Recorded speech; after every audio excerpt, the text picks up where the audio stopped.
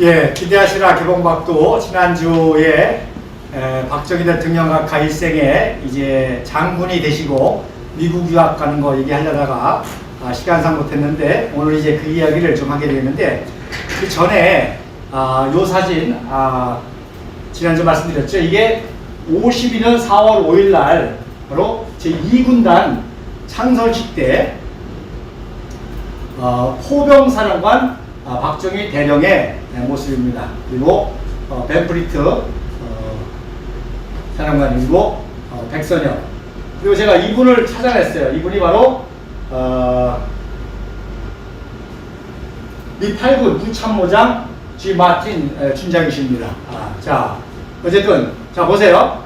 제가 그 52년도 발치개헌 얘기를 했잖아요. 아까 그 스픽스 얘기하면서 그 발치개헌 할 때, 즉 내각제를 무산시킬 때가 6월 달입니다. 4월 달은 언제야? 한참 내각제를 시도할 때입니다. 그러니까 그때 오히려 국회에서는 군부의 영향을 받아가지고 자기들이 국회에서 선거할 때 이승만 박사를 날리거나 또 내각제 개헌 선거할 때 자기들을 보호해달라고 하는 그런 의미의 요청을 했죠. 그거를 이제 반대한 거고, 그 다음에 이제 이승만 박사는 이 이후입니다. 이제 5월달, 6월달에 바로 개헌령을 선포해서 국회 예산 대신에 개헌령을 선포해서 요 내각제를 추진하는 그 뿌락치된 그런 국회의원들을 버스로 이렇게 체포해서 이동시키는 그거를 하는데, 바로 이게 대대를 요청했을 때 이종찬 장군이 당연히 작년 정권의 요청도 거부했는데 국군 통수권자인 이승만 박사의 명령은 들어야 되지만 다른 데로 정치적인 중립을 지킨다 해서 반대했던 사건이 바로 5월달, 6월달 사건입니다. 그러니까 이거를 이제 날짜를 모르면 그때 작전국장이었을 거든요. 요 5월 이전이 6번 작전국장 때였거든요. 그 6번 작전국장 때 사건은 바로 한참 내각제가 진열된 사건이었다는 걸 여러분이 아시면 역사의 진실을 어느 정도 아실 것입니다. 자, 그래서 4월 5일 날, 자, 2군단 재창설 때 그런 사진으로 여기에 이 한 분 한 분들이 사실 대한민국 위대한 역사죠. 이 원영도 장군, 여기 김용백, 서울대 출신이죠. 이번 육군 참모총장 나중에 박정희 대통령께서 육군 참모총장 시키시죠. 자, 그 다음 사진 주세요. 자, 이 사진이 왜 이날 4월 5일 날 그 다음 사진 보시면 이날 벤프리트 장군의 아들이 바로 압록강까지 B-29를 몰고 가서 작전을 하고 돌아오다가 황해도 조원진 대표님의 본이 백천이거든요. 백천인데 일기는 백천을 읽어요. 백천 상공에서 실종된 그날이 4월 4일이고 4월 5일 날 이날 바로 백선엽 장군이 벤프리트 장군에게 실종 사실을 보고하는 것입니다. 그래서 그랬을 때 벤프리트 장군이 내 아들 실종된 거 살리려고 괜히 작전했다가 더 많은 사람들이 희생을 당하니까 수색 포기를 명령하죠. 그날이 바로 4월 5일입니다. 자, 유엔군 사령관 아들이 전쟁터에서 죽는데 국회의원들은 내각제 시도를 하고 있다? 이게 4월 5일 상황이라는 거죠. 열 안 나세요, 우리 국민들? 자, 요게 3월 19일 날이 벤프리트 장군의 60세 환갑대입니다. 환갑대. 환갑 잔치를 이렇게 아들하고 다정하게 했는데 20일 만에 실종된 사건이죠. 자, 그래서 이게 왜 또 박정희 대통령하고 무슨 상관이 있느냐? 박정희 대통령이 포병 천재라 그랬잖아요. 바로 벤프리트도 포병입니다. 말씀드린 대로 웨스트 포인트를 1등으로 졸업하면 공병이나 포병으로 갑니다. 일본 육사도 말씀을 드렸죠. 일본 육사도 최고 엘리트들은 보병이 아니라 포병으로 가고, 그리고 2년이 아니라 3년을 공부합니다. 그래서 벤프리트도 아이젠하워와 동기입니다. 1917년이라고 해서 이거 별이 쏟아지는 기스라고 해가지고 육군 원수가 둘이 나왔죠. 아이젠하워와 오마르 브래들리가 육군 원수 둘이 나왔고, 육군 대장이 벤프리트하고 서너 명이 또 나왔고, 중장에서 별만, 제가 이 별만 다 조사하는 것도 있는데 그렇습니다. 유명한 포병 장교입니다. 포병 장교. 그래서 아들한테도, 벤프리트 장군이 아들한테도 육사 베스트 포인트 졸업할 때 너도 포병 장교가 되라. 포병 장교. 그런데 포병 장교가 안 되고 그때 막 항공대가 창설됐거든요. 그 육군 항공대가 창설되니까 육군 항공대로 창설이 돼서 이렇게 공군 장교가 됐고, B-29 조종사가 돼서 이미 2차 세계대전에 참전했기 때문에 퇴역하고 집에 있는데 아버지의 그 전쟁, 이 대한민국을 도와주기 위해서 다시 중위로 입대해가지고 1년 만에 작전하다가 돌아가신 거예요. 이게 언제냐? 내각제 시도할 때 그때 사건이라는 거예요. 그래서 벤프리트 장군이 와가지고 중공군이 인해 전술로 굉장히 고전명치 않습니까? 딱 보니까 중공군을 작살낼 거는 강력한 포병 전술이다. 그래가지고 강력한 포병 포격을 통해서 중공군을 괴멸시킨 작전을 쓴. 그래서 여러분, 미국이라는 나라가요 참 재밌어요. 여러분, 포탄도 세금이잖아요. 포탄도 세금. 여러분, 선거 자금도 세금이잖아요. 여러분, 전쟁에서 쓰는 포탄도 세금이기 때문에 포탄도 마음대로 사용하지 못합니다. 규정이 있습니다. 어떤 작전에 몇 발을 쏠 수 있는 허용 기준이 있습니다. 그런데 벤프리트 사령관이 이 포병의 강력한 활용만이 중공군을 제압할 수 있다 그래서 유명한 벤프리트 탄약률이라는 걸 만들 정도로 무지한 폭격을 한 거예요. 그래서 이것이 미 의회에서 문제가 됐습니다. 아니, 왜 이렇게 포탄을 많이 쓰느냐? 포탄 한 발때마다 100불씩, 200불씩 막 떨어지니까 세금이 날아가는 거예요. 그랬을 때 벤프리트 장군이 유명한 말을 했죠. 세금 포탄이 귀하냐? 미군의 생명이 귀하냐? 미군의 생명을 위해서는 강력한 포탄 작전으로, 포격 작전으로, 포병 작전으로 중공군을 괴멸시키고 승리할 수 있었다. 그래서 유명한 벤프리트 탄약률이라고 그러죠. 포탄이라는 그런 말이 나올 정도로 보통 규정의 5배, 10배 이렇게 쏟아부어가지고, 그래서 포병 전술이 그래서 중요한 겁니다. 그렇기 때문에 말씀드린 대로 최초의 구사단도 포병이 대대가 추가된 정예사단. 그래서 2군단, 아까 보여준 2군단이 왜 중요하냐? 최초로 대한민국군의 포병 여단이 창설돼가지고 포병이 지원하는 구단이 생긴 거예요. 그 포병 최초의 포병 사령관이 박정희라는 거죠. 포병 천재니까.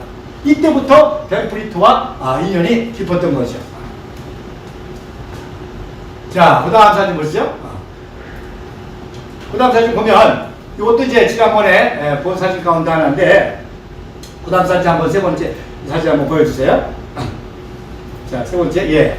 그래서 대한민국 국군을 현대화하기 위해서는 포병 사령관을 만들어서 사단, 군단, 군사령부, 이제 54년도에 1군 사령부가 이제 창설이 되지만 이런 포병 장교를 키워야 되고 포병 지휘관을 키워야 된다. 그래서 육군 대령급에서 15명, 중령급에서 15명, 30명의 최고 에리트들을 뽑아서 포병 사령관 프로그램을 만듭니다.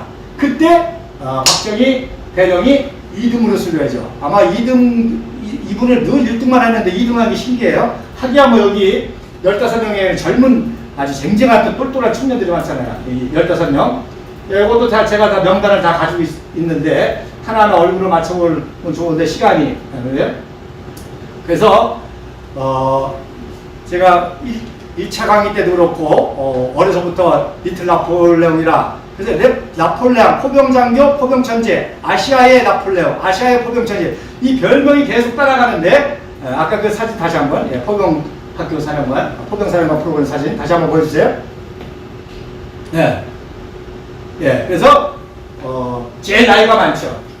이 다 자기보다 10살, 심지어 10살, 6살 아래.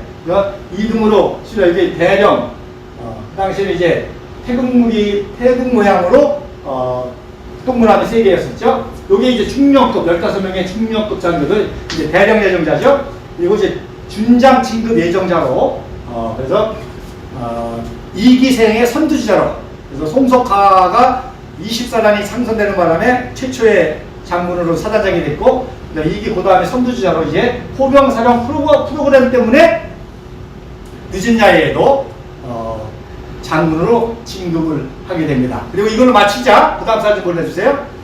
그래서 그 다음에 또 3군단이 재창설됐을 때, 3군단이 재창설됐을 때, 요 전사진, 3군단이 재창설됐을 때, 그때 3군단 포병사령관으로 박정희 준장이 참석한 겁니다. 그래서 이게 강문봉 준장이죠. 별 3개, 6살 아래입니다. 박정희 청년이 만주 신경중학교 수석 졸업하는 다큐멘터리를 보고 만주 신경중학교 졸업생이었던 19살 청소년이 감동받아가지고 신경문관학교 수석으로 입학해서 수석으로 졸업하고 일본 육사 역시 가가지고 별 3개 중장이에요. 6살 아가인데.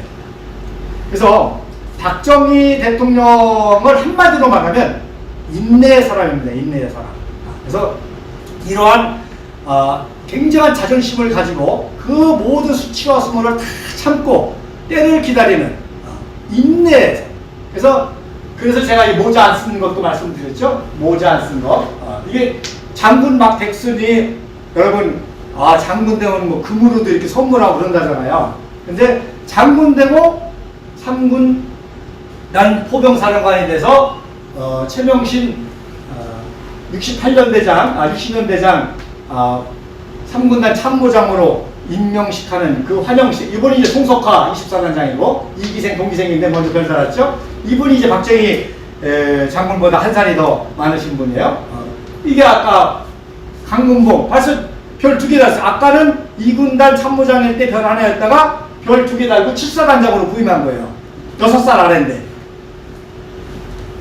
그러니까 참 이 새카만 후배들 밑에서 모든 수치와 자존심을 다 참고 묵묵하게 자기 관리를 하면서 견뎠던 박정희, 바로 인내와 연단. 그래서 그 모습입니다. 자, 지난 시간에 미국 유학 프로그램을 말씀드렸죠. 1기생부터 이제 5기생이 끝나고 6기생을 보내야 되는데 문제가 생긴 거예요. 왜 문제가 생겼냐? 자, 한국에서는 최고 똘똘하다고 해서 뽑아가지고 미국의 포병학교, 보공학교 보냈는데 영어도 해야 되고 또 통역도 해야 되고 하여튼 못 따라가니까 컨닝을 하는 컨닝을. 미국 사람이 제일 싫어하는 게 컨닝이잖아요. 그렇지 않아도 유학비 도와주느라고 엄청나게 경제적으로 들어가는데 거기서 유학생들이 컨닝을 한다. 미국이 열받아가지고요. 유학 프로그램 끝내자. 5기에서 끝날 뻔했어요.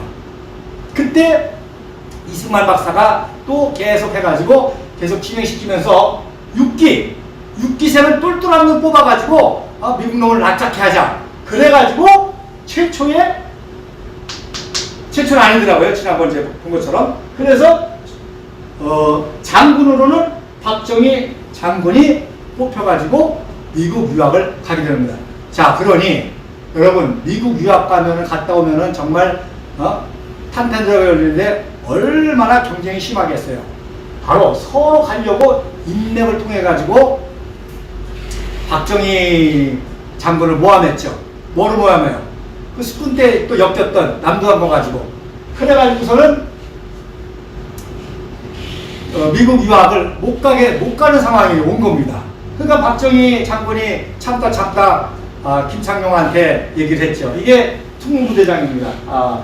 김창룡 장군이 와서 같이 축하해줘야 되지만 바빠서 못 오시고 이분이 이제 특무장관 왔는데 하니까 김창룡 특무대장이 듣고 무슨 소리냐, 형님이 가셔야 됩니다. 그리고 김창룡 특무대장도 이런 사정을 딱 하니까 형님같이 똑똑한 사람이 가서 좀 미국놈 호주도 납작하게 해주세요. 그래서 형님과 똑똑한 분이 가가지고 미국놈 좀 납작하게 해달라고. 그래가지고 김창룡이가 모든 모함을 다 무마시키고 이제 육군 중장으로 포병학교에 이제 미국 유학을 가게 되는 유명한 사건이 있습니다. 자, 그 다음 사진. 자, 이게 이제 11월에 장군 진급돼 가지고 12월 24일경에 국부 이승만 박사가 직접 인솔자이고 장군이고 하니까 직접 박정희 장군을 만나서 손에다가 150불 생활비 달러를 직접 주면서 이야기를 하십니다. 그래서 일기생부터 이승만 박사는 이제 꼭 인솔자죠. 최고 고위장교 유학생 인솔자 꼭 권면합니다. 이때 이제 어떤 권면을 하시는 거 아니? 너는 천재니까 미국의 군사교육 받을 거 별거 없어. 그러니까 미국의 선진 시스템 그리고 미국 중상층의 자유민주주의 가정문화 이런 거를 배우라고 권면을 하고, 그리고 항상 똑같이 하는 말씀이 있어요. 공부 열심히 해서 빨리 돌아와서 나라 살려. 그 앞에 국방은 걱정하지 말고 나라는 걱정하지 말고 공부 열심히 해서 빨리 돌아와 나라 살려. 그리고 너는 군인 천재니까 군사적인 것보다는 미국의 선진 시스템 그리고 미국 중상층 가정의 문화를 배워라. 그런 권면을 해서 보내게 되는 것이죠. 이승만 청년이 조지 워싱턴을 졸업하고 조지 워싱턴에서 바로 박사학위를 장학생으로 이렇게 하려고 했습니다. 근데 그때 이승만 청년이 배제학당에서부터 존 버스티드라고 하는 하버드 대학 출신의 그 선교사하고 굉장히 친했거든요. 근데 그분이 배제학당의 이승만 청년을 아주 친구처럼 돕다가 병에 걸려가지고 일찍 귀국했다가 돌아가십니다. 그래서 하버드의 유일한 대학 출신 그 버스티드와의 그런 인연 때문에 바로 조지 워싱턴의 그 좋은 제안을 뿌리치고 하버드 대학교에 편지를 씁니다. 나는 빨리 내 조국에 돌아가서 조선에 돌아가서 할 일이 많기 때문에 1년 만에 박사학위를 줄 수 있느냐 이렇게 편지 썼어요. 조지 워싱턴도 2년 만에 학사됐거든요. 왜 2년 만에 하는 거 아니?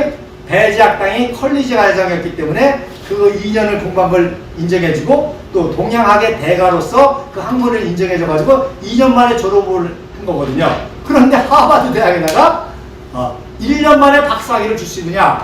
나는 빨리 조국에 돌아가가지고 우리나라로 해서 일해야 된다. 그때 하버드 대학에서는 이거 뭐 말도 안 되는 소리잖아요. 그래서 우리 하버드 대학에서는 그런 역사가 없다. 그래가지고서 노하니까 어디다 보낸 거예요? 프린스톤에다 보낸 겁니다. 프린스톤에다가. 근데 프린스톤에서는 윌슨 총장하고 또 기독교 선교사들이 많이 도와줘가지고 우리 프린스톤에서도 그런 역사가 없지만 전례가 없지만 한번 해보자 해서 프린스톤에 들어가게 됐던 거죠. 그래서 여기서 이승만 대통령이 그때부터 이게 바로 1907년도 얘기거든요. 그때부터 빨리 돌아가서 나라 살리자고 똑같은 말 하는 거예요. 바로 53년도 12월 달에 바로 이때가 78세 때 똑같이 자기 청년들 빨리 열심히 공부해서 빨리 돌아와 나라 살려. 이게 이승만 박사의 위대한 애국심입니다. 이분은 일평생 단 1초도 단 1달러도 허비한 게 없어요. 그러니까 뭐 이승만 박사에 대한 모든 왜곡이 100% 다 주작입니다. 박정희 대통령에 대해서도 마찬가지고요. 그래서 동기생인 이상국 대령하고 같이 일본을 거쳐가지고 이제 샌프란시스코에 내려가지고 금문교를 구경하고 여기 이제 마이클 루시 해군 대령이 이제 가이드를 하고 그리고 이제 포트 실로 포병학교 알라바마의 포트 실로 이제 입교를 하게 되는데 요 넥타이가 뭐냐? 이 넥타이가 바로 민간인 프로그램. 즉 이승만 박사가 우리 대한민국의 군인 엘리트들에게 군사 지식만 교육하지 말고 미국의 문화와 자유민주 시스템과 가정을 배울 수 있는 그런 프로그램도 해달라고 해가지고 주말마다 중산층 가정에 한 학생들이 가서 그 문화를 체험하는 거거든요. 여러 가지 무슨 리셉션이라든지 파티라든지 이런 프로그램이 있거든. 그런 프로그램을 할 때 바로 민간이 목장을 하고 넥타이를 맸단 말입니다. 그럴 때 박정희 대통령이 가지고 간 넥타이가 요 넥타이인데 제 추측으로는 아마 일본 경유했을 때 일본에서 이 넥타이를 구입했던 것 같아요. 제가 왜 그러냐면 저도 이 넥타이를 구하고 싶어가지고 뭐 여행 다닐 때마다 다 돌아다녔는데 못 찾았는데 2017년 일본 갔다가 이 넥타이를 발견하고 이게 제가 산 넥타이를 사진 찍은 겁니다. 자, 어쨌든 그래요. 그래서 이 넥타이를 이제 가져가서 풀어봤는데 이 넥타이가 5.16 혁명 성공에 결정적인 역할을 합니다. 그 다음 사진 보세요. 그 다음 사진. 네. 자, 요게 이제 6개월 동안 유학을 마치고 샌프란시스코와 하와이를 경유해서 동진하의 부근에서 지나는 건데 요게 바로 박정희 장군이 탔던 수송선 존 포프호입니다. 존 포프호고 이거 타고 이제 오시다가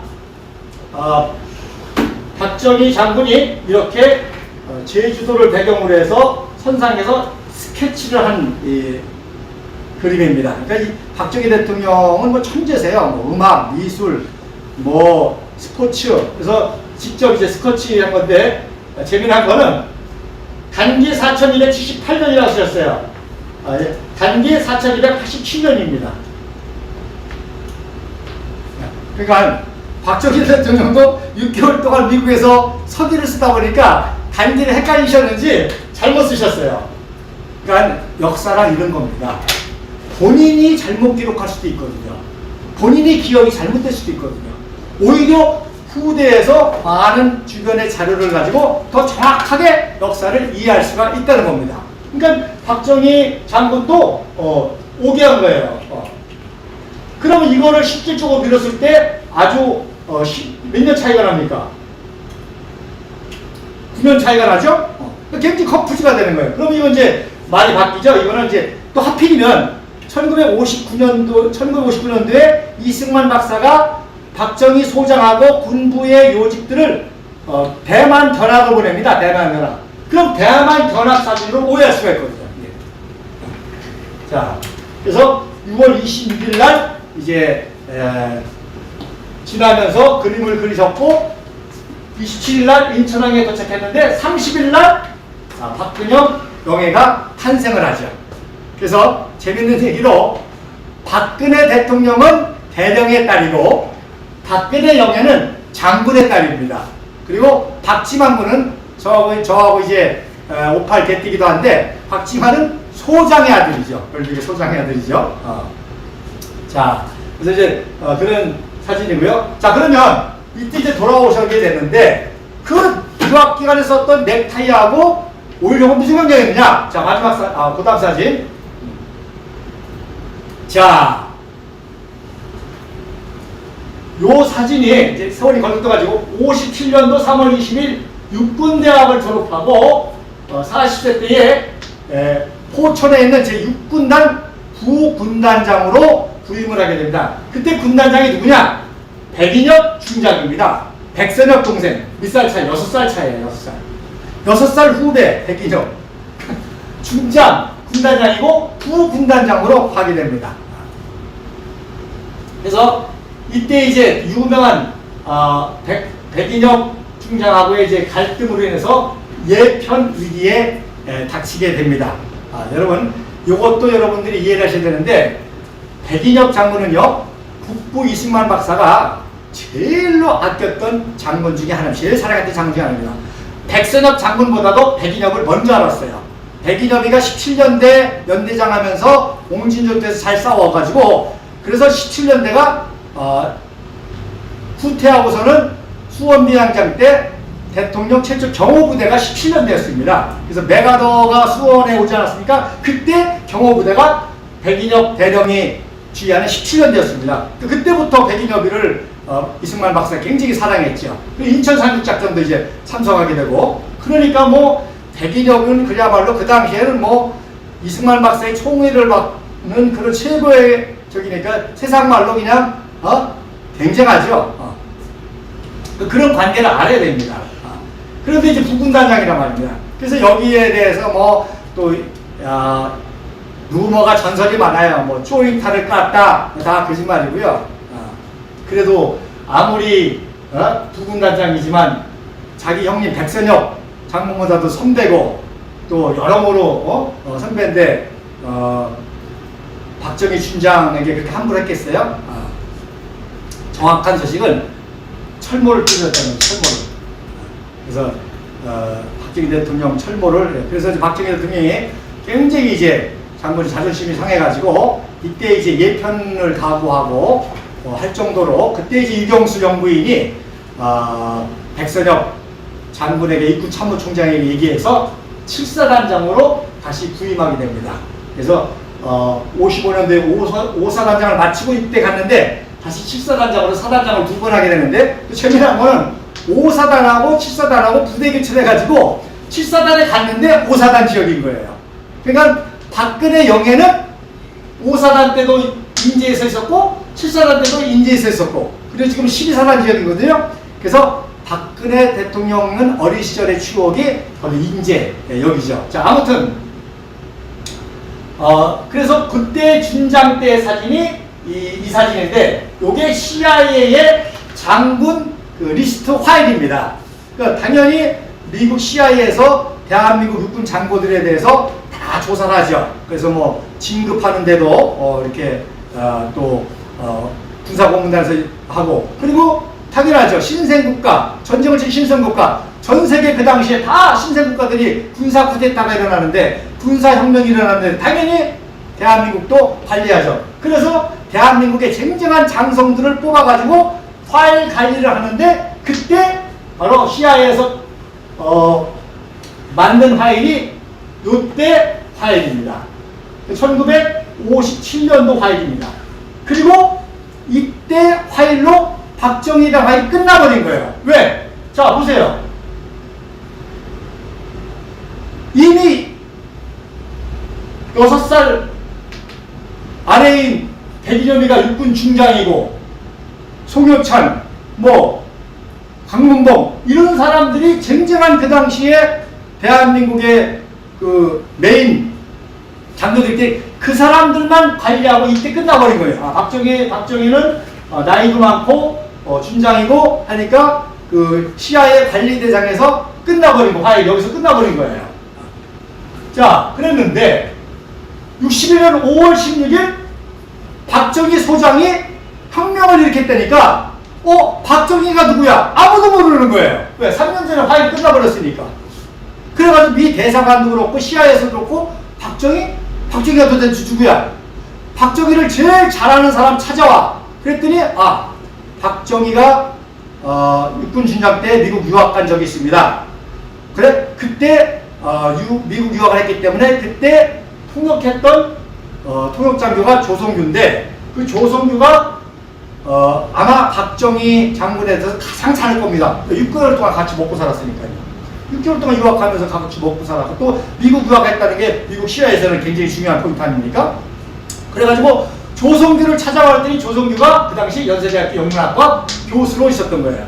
그래서 미 CIA에서 미 8군에서 대사관에서 찾아가지고 조성규 교수를 불러가지고 야 박정희 장군이 혁명을 일으켰는데 도대체 박정희라는 인물이 어떤 인물이냐 물어본 거예요.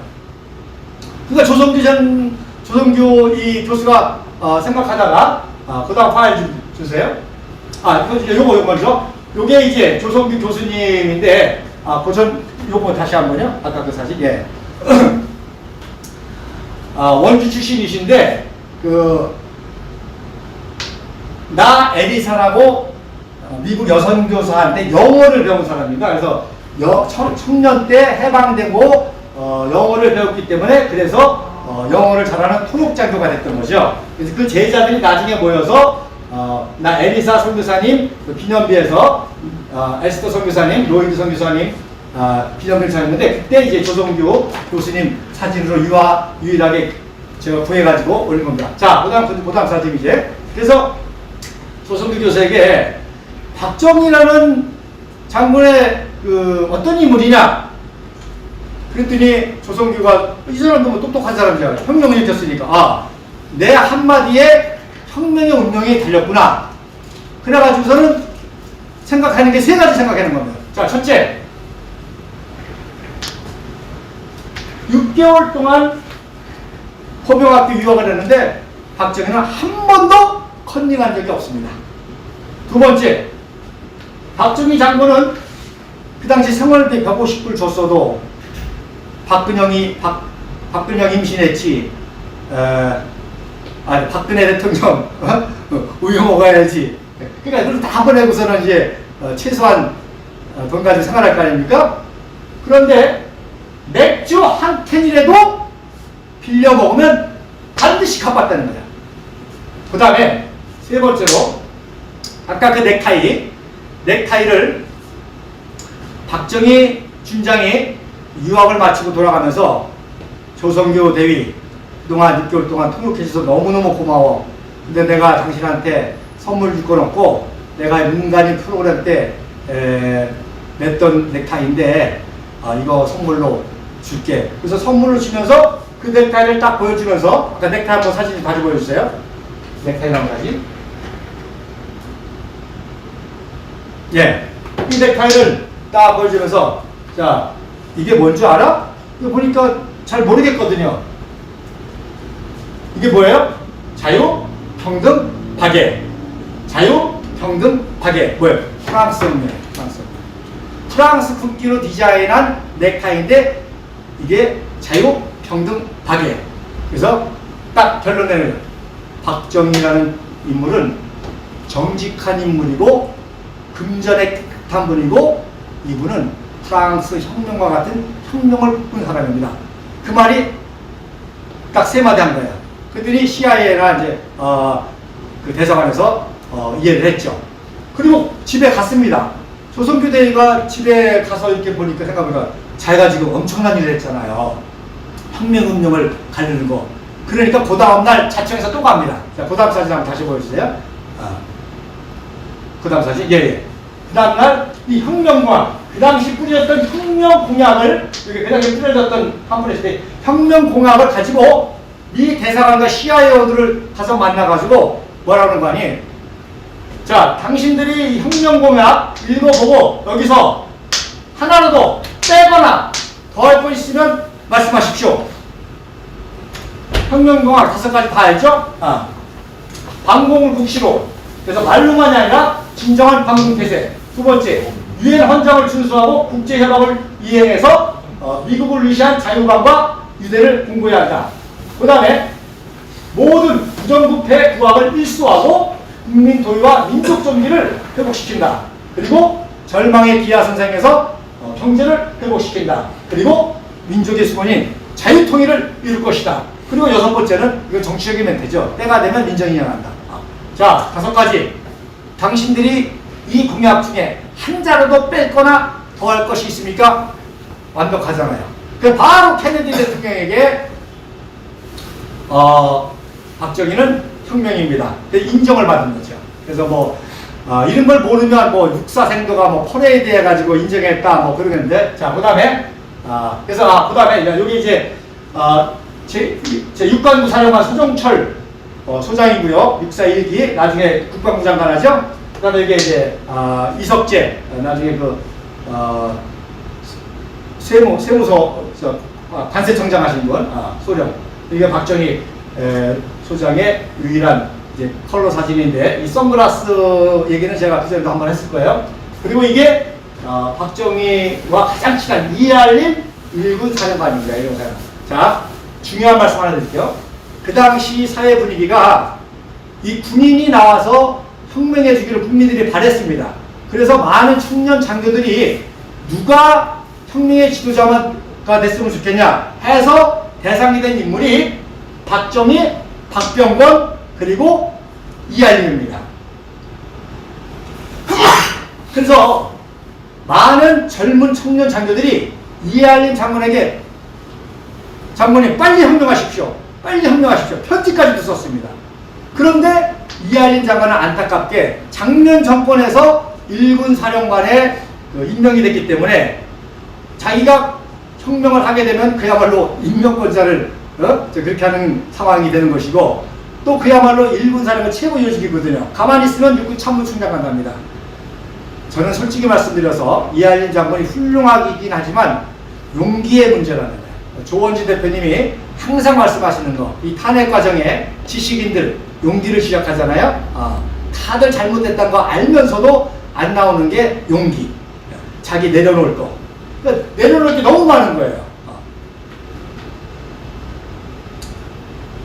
그래서 그런데다가 일군 사령관이기 때문에 모든 전투 전방부대 수도권도 그렇고 그다음 수도경비사령이 없었기 때문에 그래서 일군 사령관 같은 경우는 그냥 내가 혁명하겠다 말 한마디만 해도 그냥 끝나는 상황입니다. 모든 예와 부대가 다 일군 사령관에 희한데 일군 사령관이 내가 이 무능무진한 장면 정권 그리고 적화의 위기에 대한민국 구하기 위해서 혁명하겠다 한마디만 하면 뭐 부대 출동하고 자식할 것 없이 끝나는 상황이에요. 근데 결국은 용기가 없었던 거죠. 나중에 이제 박정희 대통령께서 말씀드린 대로 1969년도에 건설부 장관을 임명해서 이제 경부고속도로를 완성하시는 이제 한강의 기적의 응지가 되는데 그런 상황이었기 때문입니다. 박병건 장관, 박정희 장군, 그 다음에 이하림 중장. 자, 그 다음 사실 마지막으로 더 재미난 사실 알려드릴게요. 자,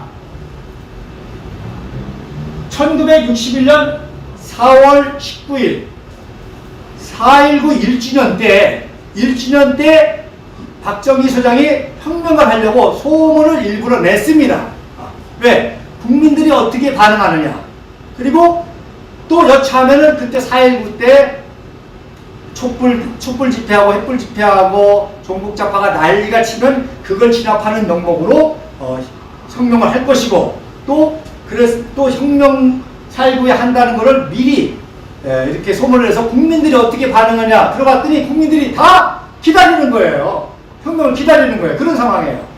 그런데 종북좌파도 이 혁명의 소문을 듣고 침묵시에 대해서 침묵시 혁명의 빈문을 안 주기 위해서 침묵시위랍니다. 그래서 박정희 장군이 비행기 타고 오면서 쓴 시가 유명한 금오사나 자리거라 합니다. 그것도 나중에 제가 풀어드리겠는데 그래서 그때 오면서 쓴 거예요. 4.19 때 이거 와서 보니까 종북좌파가 침묵시위하고 조용했단 말입니다.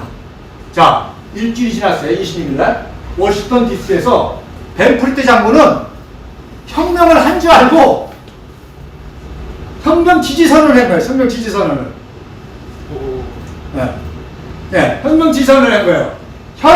한국의 총체적 난국을 수집할 세력은 미국 유학 출신의 엘리트 장교 그룹뿐이다라고 박정희 장군의 혁명 지지선을 한 거예요. 그러니까 5월 16일 날 박정희 대통령이 혁명을 했죠.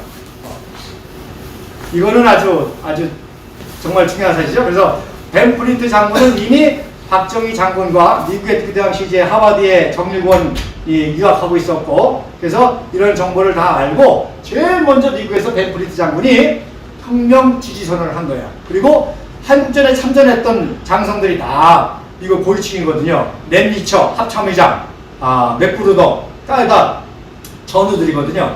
그래서 지금 대한민국의 총체적인 난국을 해결할 것은 미국 유학파 엘리트 군부 세력밖에 없다. 그래서 이 인터뷰를 하고 난 다음에 5.16 혁명을 성공을 하게 되고, 그리고 10월 17일 날 케네디 대통령의 특사로 방문한 사진입니다. 박정희 장군이 계시고요. 요분이 바로 통역한 IOC 유명한 김용훈 IOC 현장입니다. 이때 이제 아마 대일 때일 거예요. 대일이나 소령 때 통역하는 현장입니다. 그러니까 종북 좌파가요, 얼마나 요 사진 다 잘릅니다. 이렇게 잘라가지고 공개하는 거예요. 모르게. 근데 제가 이 원본을 하나 구했어요. 아마 이 원본도 아마 더 큰 원본이 있을 거예요. 이거 당연히 최고의 의장이니까 당연히 주인공이 되는데, 이런 역사 사진을 종북자들이 다 왜곡합니다. 이게 마지막 사진인가요? 네. 예. 자, 그래서 이렇게 미국 유학과 5.16 혁명이 이렇게 연결이 됩니다. 그리고 유학 이후에도 혁명 전까지 54년, 55년, 56년, 57년, 58년, 59년, 60년, 7년 동안 엄청난 사건이 또 많이 있겠죠. 박정희 대통령의 위대한 군인 시절에 또 위대한 에피소드가 너무너무 많이 있습니다. 그래서 다음 시간에는 유학 갔다 와서 1955년 제5사단장에 임명이 돼가지고 일어난 유명한 사건들을 말씀드리겠습니다. 개봉박두 다음에 뵙겠습니다. 감사합니다.